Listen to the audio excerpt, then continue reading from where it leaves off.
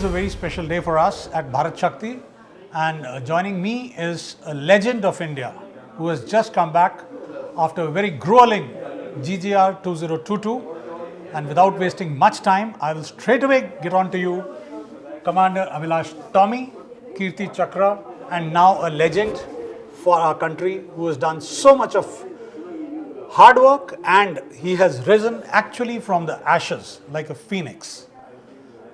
My first question to you, what was the difference between GGR18 and GGR22? So GGR18 I came back to India in a stretcher. I went home in a wheelchair, and GGR22 I'm going back home walking. So I think that's the biggest difference. Tell me, Tommy, you were with the elements which were before 1960.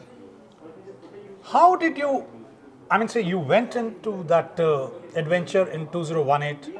Unfortunately, after completing almost half of the race, you met with an accident, and then starting all over again afresh with titanium in your spine. What drove you to do this thing when the whole world was passing through the pandemic?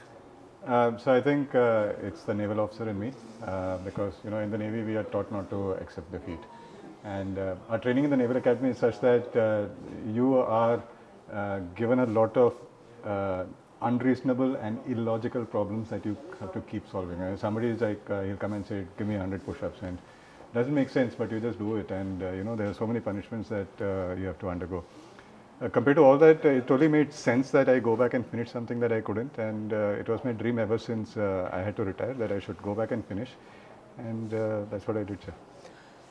I want one message from you for the youngsters who are now in the Naval Academy, in the Indian Military Academy, Air Force Academy, OTA, NCC, all these youngsters, that what will be the one message which Tommy wants to give to the youth of India?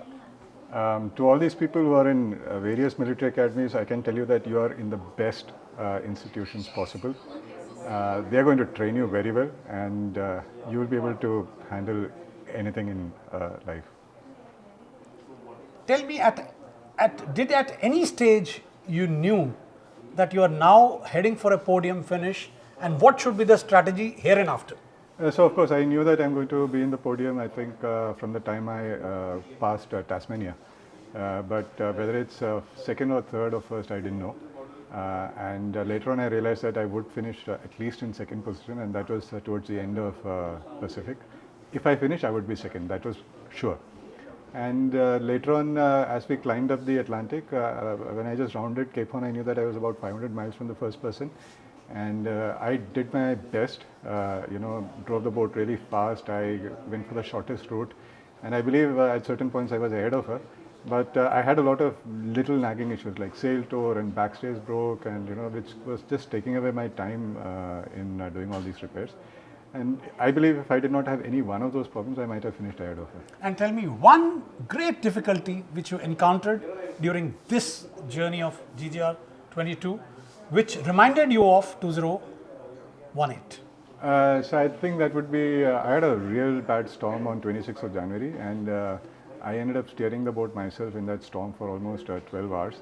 And steering these boats is tough because these are long keel boats and they're extremely stable. So, making it maneuver is tough. And by the end of the day, my back packed up and my right leg kind of stopped working. And for the next 4 days, I was dragging my leg around the boat. And it became so bad that I had to take permission from GGR to call my physiotherapist and consult with him. And then he gave me a series of exercises to do, which kind of helped me get back into the race. Well, ladies and gentlemen, this is the legend of India who has still not met up with his family, his two small little children, his wife. But he was kind enough to meet us all in New Delhi. Wishing you all the very best, Tommy. Thank you so much. And he is going to be in the annals of history of India. Thanks so much. Thank you.